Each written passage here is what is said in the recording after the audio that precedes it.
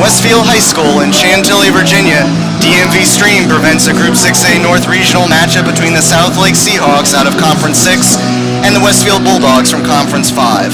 A warm, humid, early September evening in Northern Virginia despite the setting sun. The game speaks of the coming of fall, but Mother Nature says there's still some summer left, and it's going out strong, one of the hottest weeks of the season here in this part of the country. Nonetheless, fans are packing into the stands while also trying to brave the heat. Hello everybody, wherever you may be, I'm Brian Wright, so glad you could join us for South Lakes and Westfield. A major theme tonight, redemption. For the Bulldogs, this is their opening game of 2014 after losing 35-14 to conference rival Centerville in the Region 6A North Final. That was their third consecutive year they reached that point and fell short. The Seahawks are seeking redemption of a different sort. Last year, they fell hard to Westfield, 45-7 on September 6th. They opened this season last Friday with a defeat at the hands of Madison, 33-22. Their first-year head coach is Trey Taylor, who, when I spoke with him earlier, stressed ball control, limiting mistakes, and limiting the Westfield offensive attack both on the running game and the passing game. Unfortunately for Taylor and his Seahawks, he'll have to do it without quarterback Tavarius Lee, who rushed for 131 yards on 28 attempts against Madison. A knee sprain has regulated him to the same status as all of us, a spectator. That puts the onus on Eric Curlew, a 5'11 junior normally slotted at wideout. He'll get the call behind center to start this contest. That said, expect passing to be at a premium when South Lakes is on offense. And if they try to run it, it'll also be minus starting running back Sam Arpey, number 24. He's out due to a lower body injury. Expect Spencer Alston, a freshman, and Alex Petrov, a senior, to get a good chunk of the carries from the backfield. Senior Darius Hawkins will be the primary target when they do throw the ball. For Westfield, on offense, despite what they did last year, is still unproven under head coach Kyle Simmons. They reload with Evan Gray, who'll take the place of the now graduated Tyler Thrasher Walker. Gray went for 269 yards in the Bulldogs' final two games of the season. Mason Schofield will be the signal caller, and Tyler Scanlon will be one of their top receivers. On defense, senior defensive back James Gibson and junior linebacker Jack Clancy are getting local recognition. As we're ready for the kickoff, South Lakes will be kicking off, and that'll be Jeremiah Norman doing the honors. Left-footed kicker puts it in the air. We're underway. The return. It's Dominic Pearson, and he's off to the races. 50. They're not going to catch him. 40, 30, 20, 15, 10, and he's in. Touchdown, Westfield. Dominic Pearson, all the way. Quite the start to a season, if you want to say. That's something else right there. The junior takes it all the way. 6-0. On the field for the Bulldogs to attempt the extra point, number 26, Connor Buron. So, the crowd that was loud at the beginning has just gotten more boisterous.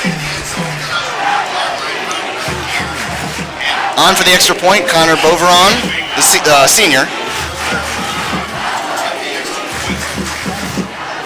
Boveron's kick is right down the middle, as you'd expect for someone who's getting recognition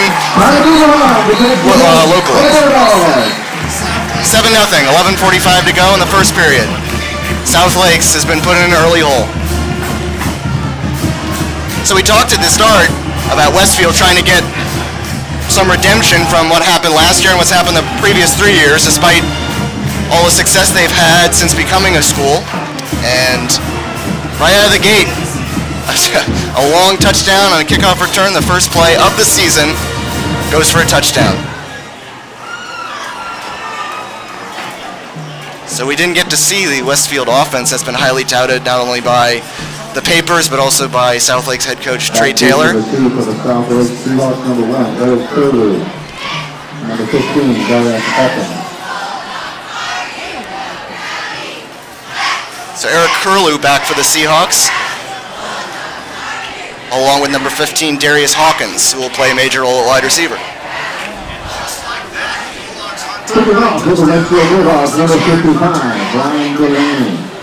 Brian Delaney will do the honors kicking the ball off. He'll kick it off from the 40-yard line, which is regulation in high school football. This one will come to Hawkins at the 5. He goes to the middle of the field, trying to find a seam, can't do it. He's wrapped up.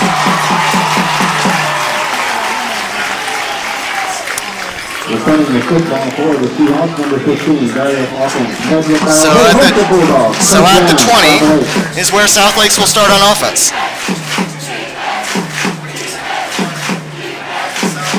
11:38 to go in the first period. It's 7-0 if you just joined us. 7-0 Westfield on a kickoff return. Dominique Pearson with the kickoff return on the first play of the season.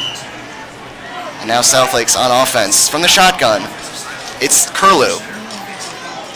Give the ball to number 26, Alex Petrov. He takes it a couple yards. Running the football for the Seahawks, number 26, Alex Petrov. Petrov runs it 2 yards. It's 2nd and 8 from the 24.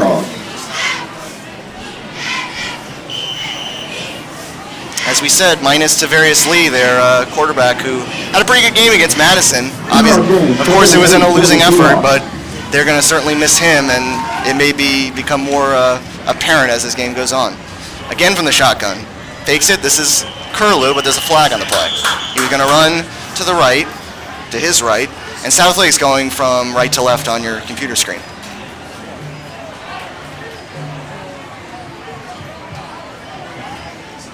Let's see.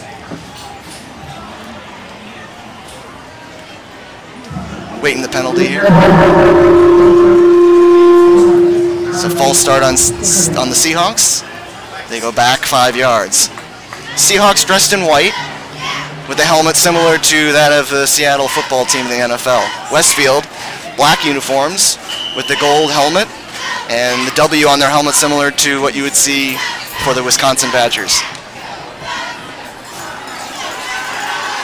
Three wide receivers. Shotgun again for Curlew. He gets the snap, runs to his left, throws it, that's picked. That is intercepted. Picked off by Cole Hewling, the junior defensive back. He read that all the way. It was an easy pickings, to say the least. So, you talk about a start, and then you talk about good field position. The Westfield offense, you don't want to put them in good field position. South Lakes just did that. Hello, and thank you for viewing this portion of our recent broadcast. This concludes the free viewing experience for this broadcast.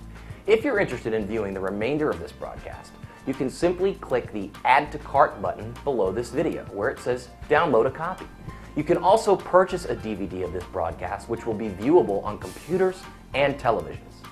DMVSTREAM.COM is an independently funded project, meaning that your purchases and pledge of support go a long way in helping us to continue to broadcast live sporting events in the DMV. Thanks for stopping by and for your continued support.